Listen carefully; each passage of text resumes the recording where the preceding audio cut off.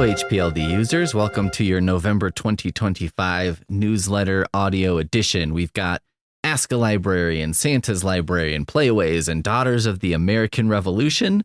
So let's just get right into it with Ask a Librarian.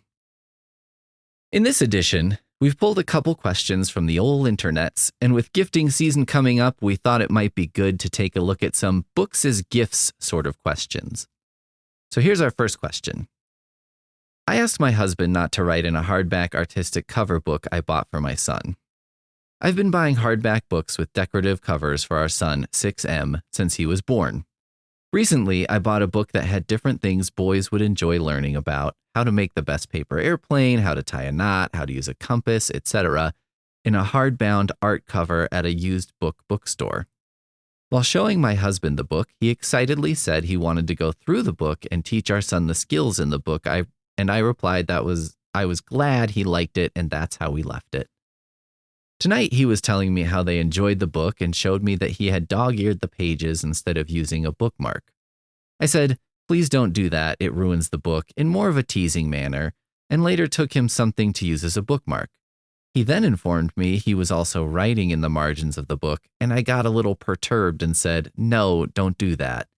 He then proceeds to get upset and ask what I expected him to do, so I told him I expected him to read the book, not make notes in it like a textbook, which started an argument.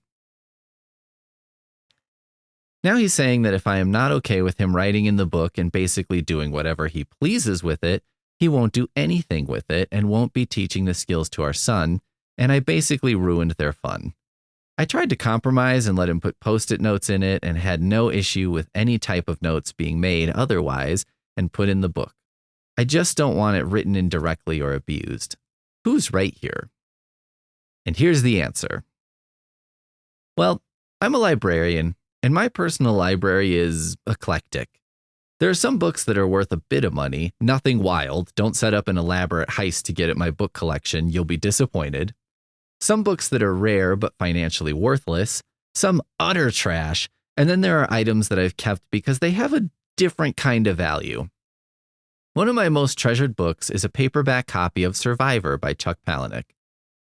I bought this when I was probably 19, and I read it while I worked in a phone center, which is why, when Chuck Palahniuk signed it to me at a reading, he inscribed it with, "To Peter, 1, 2, 3, don't call me Chuck Palahniuk." This book, this particular copy, has been through the ringer because in addition to being my personal copy, it was a copy I passed around to a couple friends who passed it to a fourth and even fifth person, and all of us bent corners, dropped it a couple times. The cover has a crease in it, and there are a few underlines and notes in the book as well. These other readers are buddies I don't really see anymore. One of them moved up to the mountains and started a family. The other lives in LA and runs a super awesome comic store, and we just lost touch over the years. Nothing bad happened, just the way things are with friends from that time of life, right? And that copy of Survivor is one of my most treasured books, not despite it being worn out, but because of the particular way it's worn out. It's personal. It's like a totem from a time that I can't ever go back to, proof that these good times really existed, that those friends were really my friends. I understand your aim and the idea of keeping books nice for your son, and I generally agree with you. However, this feels like a special case, because I would kill for a book that me and my dad had shared, that showed in such a black and white way that my dad loved me and wanted to teach me things, do things with me, and be a part of my life. I would love to have a copy of a book like the one you described that I could page through and use to bring back memories of things I did with my dad. I know you bought this book with the intention of building a beautiful library for your son, and I think that's an awesome idea and very touching. At the same time, I think the connection you see between your husband and your son is perhaps worth more than the cost of this individual book. I think that your husband and son sharing this together, dog-earing pages, making notes, and ultimately beating the heck out of this book will transform this book into something unique, something meaningful in a way that a perfect copy might not be. I think in taking some damage, in being marked up, the book becomes a lot more than the sum of its pages. Now, that doesn't mean I totally agree with your husband. Let's address your question. Who's wrong here? This touches on a big, under-discussed issue between romantic partners. How do you treat your books? Not usually the first topic in marriage counseling, not something we see modeled by other couples on TV or in real life, but take it from a librarian. Go ahead and have this discussion. I don't think you're wrong because you want to keep your son's library pristine, and I totally get it. Many, probably most people see books as sacred objects that shouldn't be tainted, and I understand that's a value you hold and are passing to your son. And the librarian side of me very much appreciates you teaching your son that it's good to be thoughtful of the way you treat books. And I do think your husband's reaction was harsh in denying your son the opportunity because of a disagreement the two of you are having over the book. However, it's hard for me to say your husband is wrong in his way of interacting with your son through books, even though his ways are different from yours. In your question, you talk about the use and abuse, and to me, that seems to be where the conflict sits. What you see as abuse of the book, your husband sees as use of the book. That might be why he was so upset, and why you are upset as well. You have different definitions of use and different ideas about the purposes of books. Which means the answer here is found in talking it out with your husband. I think it's very unlikely that your husband is looking at this from a what's the big deal perspective, or I think it's very likely that your husband is looking at this from a what's the big deal perspective, and perhaps he doesn't recognize that for you, there's more emotion tied up in this than just the one book. I might suggest you start by telling your husband how you feel, not just about the book, but about how building this library for your son has been something you've been doing for his entire life, and how you have a vision for that library and what it looks like and how it functions. And this is a very sudden and unexpected change of course on that. Which doesn't mean it's wrong or bad, but I think we all have a strong reaction when we have a specific idea, an outline, a vision in our heads about a young boy growing up with this fantastic library that will carry him through his entire life. When that vision is changed, it can be hurtful. Also, if I'm correct in thinking you might be feeling like you've been pushed into the unfun parent box in this situation, tell your husband about that, because that dynamic creates a lot of problems in a lot of relationships. Then, ask him about his ideas and what he sees the library looking like, and ask him about how he sees this one book in the larger context of the library as a whole. Do make the effort to be open and hear him out. I really encourage you to remind each other and approach the conversation with the understanding that you're both showing your son you love him by keeping up with the library project. You're showing him that you've cared for him and thought about him his entire life. And your husband is showing his love and enthusiasm for your son by wanting to do these book-based activities with him. You're both connecting to your son through books, and there's very little on this earth more heartwarming than that. Neither of you's wrong. You just need to recognize that your different ways of showing love to your son have crossed paths, and parenting together is about figuring out how to resolve that as a team. Here's a second question. Am I wrong for giving my niece a book of controversial fairy tales? I, 25 female, sent my niece, 6 female, a book with the original collection of Grimm's fairy tales as an early Christmas gift. I texted my brother, 30 male, her father, to see if they had gotten my gift. He just said yes. I thought this was weird. And a short answer, I mean, he didn't even say thank you or anything else. So I followed up and asked if my niece liked it. Eventually, after some hesitation, my brother told me that his wife, 31 female, read some of the stories with my niece, and she, my sister-in-law, not my niece, thought they were disturbing and inappropriate for a 6-year-old. Bear in mind, I read those tales myself when I was around my niece's age. It's the original version of those classic tales like Cinderella and Snow White, except they don't sugarcoat the darkest aspects of the story. It didn't traumatize me in any way, and millions of children have read them throughout history. I got offended by my brother's suggestion that this was an inappropriate gift. My brother then said it's up to them, the parents, to decide if she's old enough to read them or not, and I should just drop it. I don't disagree with him. I was not saying they should read everything now or ever. I just don't think I'm wrong for not thinking this would be a problem. And here's the answer. Well, let me start by giving you a thank you that you deserve for giving a book as a gift. I understand you were doing something nice, something that you thought would be appreciated, and it sounds like you didn't get much appreciation for a thoughtful gift that connected to your childhood. Now, let's get into the idea of what's appropriate for a young reader. Reading is a bit like eating. Different bodies react to different foods in different ways. I can eat dairy. Some people can't. I'm not trying to rub it in. There's some pretty good coconut milk ice cream out there, although it's super expensive, kind of like a tax for being lactose intolerant. Whether it's through your wallet or a more unpleasant way, one way or another, you are going to pay for eating ice cream. I tend to think that kids are that way with books. Some can tolerate books that others cannot. I loved those versions of fairy tales when I was a kid. I love the dancing to death in burning hot shoes. I love the cursed idea of the Little Mermaid feeling like every step she took on human legs was like walking on broken glass. I always assumed this was the inspiration for Die Hard. Bet you didn't know Die Hard was a Little Mermaid spinoff. I liked Goosebumps. I liked scary stories to tell in the dark, all that stuff. And your niece is right at the age where I started diving into those kinds of things. At the same time, I probably wouldn't show my nephew Terminator 2 when he was 8, even though that's when I saw it. It didn't mess me up or make me a bad person, but as an adult, I have to say 8 years old is a tad early for the horrors of liquid metal programmed to kill. So there's a little something I'd like to say to all parties involved. To you, I know you were raised with these tales, and your POV that these stories aren't traumatizing is valid. However, parents and guardians get to make the call on what is and isn't appropriate for their kiddos, and those of us who aren't parenting those kids have to accept those decisions, even if they aren't the same decisions we'd make. Them's the breaks. I think you're kind to give a gift, and I think that while things didn't work out, you shouldn't feel guilt or like you need to defend yourself for your gifting choice. It's a totally legit option, just not what your relatives are looking for today. To the parents, making the decision to not continue reading this book to your kiddo is totally fair. However, you could be a little more delicate with your sister/sister-in-law.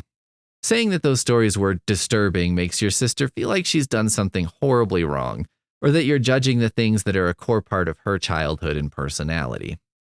Sometimes when someone gives a gift like that, they feel that your opinion of the gift is kind of like your opinion of the gift giver. You might make it clear that while the gift is appreciated, you want to wait a bit longer to share it with your child. You might give some insight into your child's personality, like if she's easily scared and has nightmares when we read her scary stuff. Consider making it about your child's readiness as opposed to the book, because that's really the issue here, and that might make it easier for your sister/sister-in-law to feel appreciated while also understanding that your kiddo isn't there yet. And it'll make it easier for her to pick books in the future that everyone can agree on. All right, next, we have an article titled Traveling Exhibit Headed Erie's Way. The Daughters of the American Revolution, DAR, and American Battlefield Trust have teamed up to create an incredible traveling exhibit, the American Revolution Experience, and we're proud to say that the exhibit's next stop will be at Erie Community Library, and it'll be available during all open library hours starting November 15th and ending December 1st. This is a huge, incredible opportunity to learn a lot about how our country got its start, and with us right on the eve of the 250th anniversary of the signing of the Declaration of Independence, seems like pretty solid timing. To tell you a little more about it, we caught up with Tracy Reichart, Regent for the Indian Peaks chapter of the National Society Daughters of the American Revolution. HPLD. I think for a lot of people, their familiarity with Daughters of the American Revolution, DAR, comes from Emily Gilmore on Gilmore Girls, which I'm guessing is not a very complete picture. So tell me a little bit about what you're all about, what DAR does, and so on. Tracy. NSDAR was founded in 1890 and is headquartered in Washington, D.C. DAR is a non-political women's lineage and service organization that focuses on 3 key pillars: historic preservation, education, and patriotism. Roughly 1 million women have found their purpose and passion in the DAR. We are members in over 3,000 local chapters across 50 states and in multiple countries around the world. Colorado has 49 chapters and approximately 3,000 members. The Indian Peaks chapter was formed just 10 years ago and serves Louisville, Erie, and Lafayette, with 125 members currently. Indian Peaks is a vibrant and social chapter that has provided generous support to local schools and the community, providing history, education, materials, and school supplies. Veterans are another key group that we support through our Quilts of Valor recognition program, holiday outreach, Rocky Mountain Honor Flight, and more. This past year, we completed fundraising to purchase and distribute patriotic all-weather American flags to families who recently rebuilt homes from the devastating Marshall Fire. There are so many opportunities to provide much-needed community support through DAR. HPLD. I noticed the DAR website has a lot of genealogical research resources, and there's a whole library of information. I didn't realize how parallel public libraries were in that way. Tell me a little bit about that aspect of DAR. Tracy. As a lineage society, DAR is built on genealogy and has one of the most extensive libraries in the country, located at the national headquarters in Washington, D.C. The library and building are open to visitors with a full staff of genealogists eager to assist anyone with research and records. Additionally, DAR provides members with opportunities to take online genealogy courses at multiple levels of complexity to build individual genealogy skill sets. At the chapter level, trained genealogists, genies as they're called, help new applicants research their families and obtain documents necessary to qualify for membership. Many times, women who believe they could not have possibly had an ancestor that gave aid to the American Revolution do find that they indeed do qualify either through their ancestors' military records, civic records, and more. If you think about it, citizens of the 1770s either identified as a revolutionary or as a loyalist. So there's pretty good odds that a patriot does exist in one's family. We help sort that out.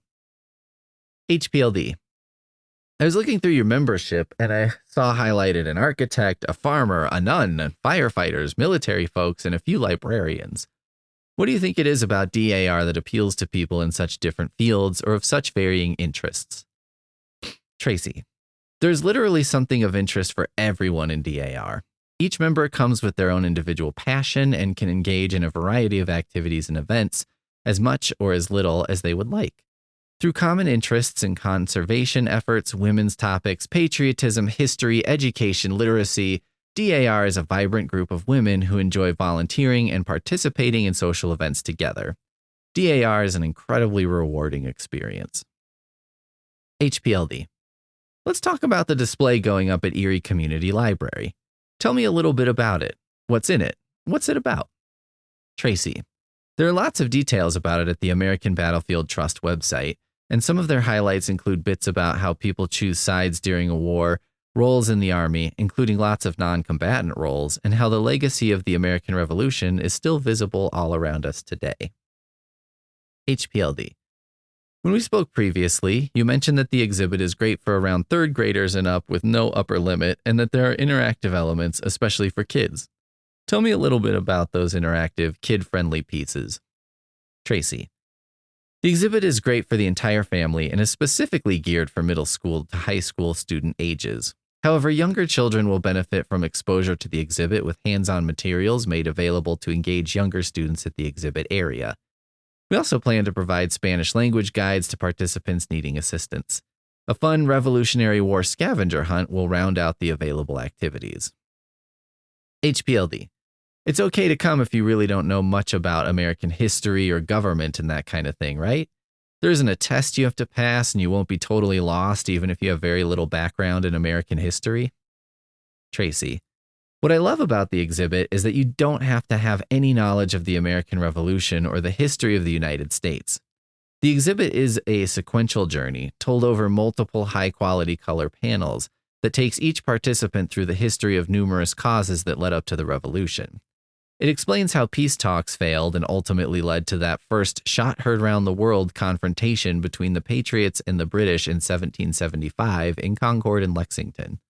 It's understandable to everyone, whether you're a history geek or just curious about how our country became independent from England and created the first democracy in the world. This extraordinary exhibit will engage you right at the time when America is kicking off the celebration of the Declaration of Independence and its 250th birthday on July 4th, 2026. This milestone will resonate in the heart of every American. HPLD. Talk to me about the importance of seeing things in person. We can see a lot of things online, pictures and so on. Personally, I like to go and see stuff myself, but what's your opinion on the importance or value of going and seeing something like the display that'll be at Erie in real life? Tracy. People learn in different ways. So much information is online these days. However, this exhibit is such a visual treat, and we're extremely lucky to have this live event in our community. I think that physically coming together as neighbors to engage, reflect on the significance, and generate conversation about the exhibit and what it represents is crucial for our society, especially at a time when the world feels so fragile. We need connection. The fact that this is physically accessible to anyone is incredible. HPLD. With so many options all over the country, I definitely appreciate the choice to place the exhibit in Erie. Tell me a little bit about how Erie became one of the exhibit's selected locations. Tracy. The touring exhibit first started visiting locations around the country in 2024 at state capitals and other government buildings, exhibit halls, museums, libraries, and more. Indian Peaks chapter jumped on the opportunity early and had hoped to be selected at some point in this multi-year tour. As a prime location in the Denver metro area along the I-25 corridor, Erie Community Library is a beautiful and accessible venue for so many in the North Denver, Broomfield, Boulder, Weld, and Larimer counties. Additionally, Golden was another area selected as a venue, along with Western Slope and Eastern Plains locations for the Colorado tour in November and December. By the way, if you're hearing this and it is after the exhibit has left, you can check with the American Battlefield Trust website and find out where the exhibit is now. HPLD. I gather you're all gearing up for 2026 and the semi-quincentennial, 250 years since the signing of the Declaration of Independence. Tell me a little bit about how that's affected DAR's plans for the next year. I imagine it's quite busy. Yes, there are plenty of semi-quincentennial, of course it's in there twice, events in the planning stages across the country, and Colorado is no exception.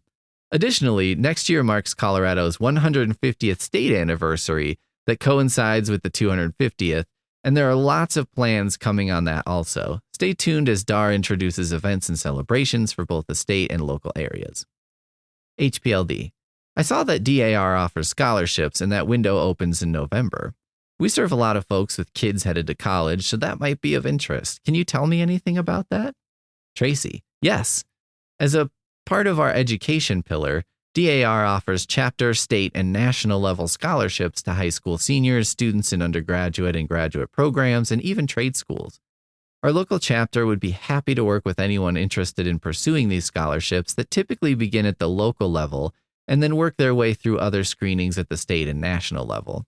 A variety of scholarships range from $200 upwards to several $1,000s and typically require participation in our annual student essay contest for those who are middle through high school levels.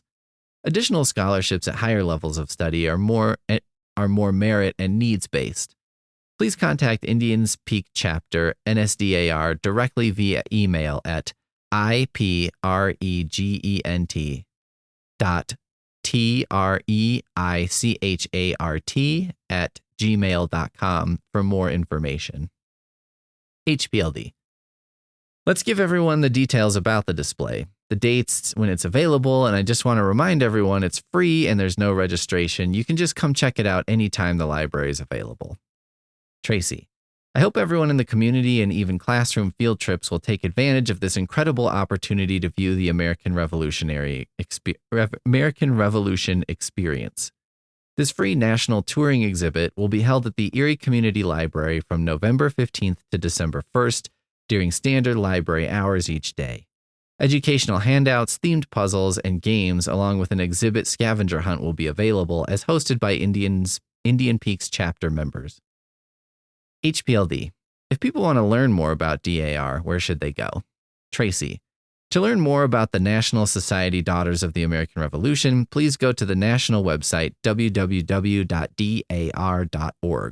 or visit our local chapter website at www.indianpeaks.coloradodar.org or contact Indian Peaks Chapter Regent Tracy Reichert at ipregent@gmail.com. Finally, we've got the Playaway, HPLD's answer to an over-connected world. Not too long ago, Microsoft put out some stats based on data they collected, and the report they made was titled Breaking Down the Infinite Workday. Infinite Workday? Ominous, right? Here are some highlights if being ground into a fine paste by working too much can be deemed a highlight. About 40% of workers are checking messages by 6 a.m. Workers get on average 153 Microsoft Teams messages per day. After-hours meetings were up 16% in 2025. The average employee sends or receives 50 emails after hours, and about 20% of employees look at email before noon on the weekend. That's just the Microsoft stuff and doesn't include any other things, like if your workplace uses Google products or Slack or a red phone that connects directly to the snack machine repair person, just for example. And the time spent on our tech doesn't end there. We average about 2.5 hours a day on social media, and we send something like 50 texts per day. The average American checks their phone. Why don't you guess? I'll wait. The average American checks their phone 159 times per day. That's every 6 minutes for the entirety of the time we're awake. The summary here is that we spend a lot of time between work and our personal lives connected to tech and connected to others through tech. Probably more time than most of us realize. It's not all bad. I don't want to come off as seeming like I think technology is all bad, even though I do worry that an AI is going to become self-aware and crush us swiftly and without feeling, although I guess that would be better than a crushing that is very slow, if thoughtful. Tech is definitely a huge benefit in a lot of ways. Those of us who remember the days of driving through the southwestern parts of Colorado at night with only a map, a best guess of where the next gas station might be, and a bladder full of energy drinks that you don't really see anymore, like Sobe Adrenaline Rush, have found a lot to like about maps and navigation. If you're like me and would never remember a birthday, ever, without putting it in a calendar that'll automatically remind you, boy does that save you some awkward conversations. If you're working on finding every Goosebumps book at thrift stores, and if you can pull up a quick list and see that you've already got 2 copies of Revenge of the Lawn Gnomes, it's pretty nice to save the $1.99 and the shelf space gobbled up by a 3rd copy. And I sure like the idea that a person can have a pretty direct line to emergency services should they need it. It is some bad, though. I don't think I could say for sure why things are kind of bad right now, tech-wise, but I read a pretty intriguing take on it a bit back. Basically, the writer pointed out that up until pretty recently, if you worked a job, you went to a building, and everything you needed to do your job was in that building. Whether you were a factory worker who needed access to your machinery or a cubicle drone coding on a computer, your work equipment was owned by your workplace, and that stuff stayed at your workplace. Meanwhile, you had your other stuff at home. And like a responsible Ghostbuster, you never crossed those streams. And what that meant is, for example, nobody could contact you and ask you to do something real quick after hours. I mean, they could, but you would have to go into the workplace and fire up machinery to do it. It would have to be pretty darn important. It also meant there was no temptation to check email on Sunday, no thought of paring it down to make Monday a little easier because you had access to it. But now that's different, right? Because the camera you take to your kid's soccer game also receives work messages. It gets emails about stuff like whether you're getting a package delivered. It can remind you, for like the 50th time, to review a restaurant you ate at like 2 months ago and will probably never eat at again, not because it was bad, but because it's in Minneapolis and I don't live in Minneapolis, okay? Because we sandwiched our personal stuff, work stuff, and most of our lives into a single device, we've created a situation where you can't have fun without also opening the door to work or to renewing your car registration or to the opinions of some fool online who doesn't recognize that Halloween 3 is objectively the best Halloween franchise film. We all get on our personal devices to watch fun videos, and while a video plays, we might get a notification that an email has popped in. We get on our devices to keep in touch with family, and there isn't a simple separation between texts from your brother because you haven't RSVP'd for his wedding yet, bro, I'm sorry, and texts from your boss asking you about when you're going to get in the draft of the next newsletter because it's getting a little late in the game to advertise the awesome DAR exhibit at Erie. To get your audiobook, which you're really digging, you have to brush by so many other things. Our devices have become the hub for all of our activities all at once. which means we're kind of working and having personal lives and doing things like filling out a grocery list all together, all at once, all the time. Playaway history. Okay, let's finally get to the good stuff. For those who don't remember, Playaways were these devices HPLD used to have. They were essentially MP3 players preloaded with audiobooks. I think their original purpose was to replace CD audiobooks, which are definitely the bane of most libraries' audiobook existence. CDs are cool and everything, but when you have something like, Pillars of the Earth, that's 32 discs. And if one of those 32 discs goes missing or gets damaged or whatever, the item is rendered useless. Unless you feel like you can get by without a random 1/32 of the narrative, which maybe you can. I guess it depends on how much background you have in cathedral construction, as well as how good your memory is. Mine? I wouldn't remember disc 5 by the time I hit disc 27 anyway, so it might be fine. Playaways are also quite a bit better to use if you're a person with low vision. With discs, it's very hard to keep them in order and know which one is next, whereas the Playaway means there's nothing to get out of order. Playaways had all the convenience of streaming, but no requirement to have an internet connection, and folks with very little internet savvy could still easily use them. The Playaway's first niche was in being a technological stepping stone, a stopgap between the age of CDs and the time when streaming was super common. The Playaway device. The Playaway itself is a super simple device. It's small, it'd probably fit inside a pack of cigarettes. Wait, geez, there has to be a more wholesome, relatable size comparison that doesn't involve smoking. I got it. A Playaway would probably fit inside of one of those large spice tins, like the big cinnamon tins you use to make a nice homemade apple pie. How's that for wholesome? The Playaway is powered by a single AAA battery, and it has a headphone jack, a small screen that tells you which part you're on, a small number of buttons, and that's about it. Each Playaway has a single book loaded on it, so there isn't any navigation between titles or anything like that to worry about. Just push play and listen, push stop when you're done for the moment, and repeat until you finish the book. It's simple, and that's what makes it really cool. Playaways today. Playaways are coming back, both in general and in HPLD's collection.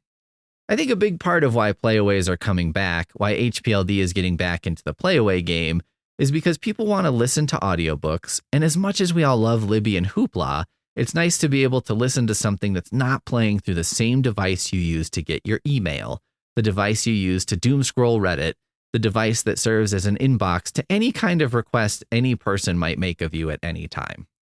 It's hard. It's hard for me.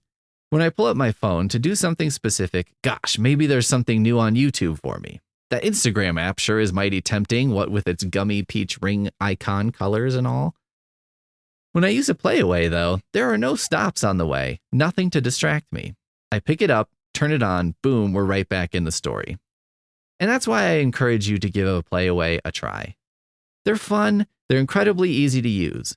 They're super lightweight, so if you work out while you listen to audiobooks or garden or have to spend the next month or so taking down your elaborate Halloween displays, you pumpkin kings you, they're perfect. And what they really do, their secret benefit, is that they give you a break from your phone. The break from being constantly connected to not just other things, but to everything.